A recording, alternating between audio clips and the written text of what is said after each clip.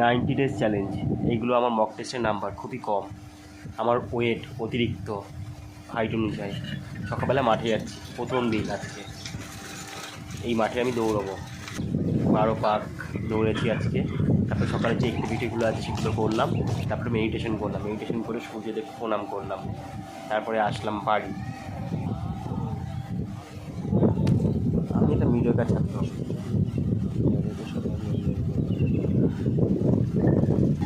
বাড়ি এসেছিলাম ছাতুকে মক টেস্টে অঙ্কগুলো করে এসেছিলাম। তারপর ধরো একটু গুগল করলাম।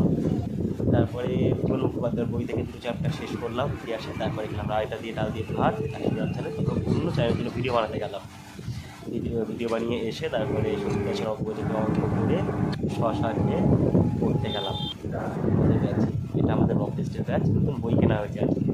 বাড়ি এসে তারপরে ভিডিওটা এডিট করছি।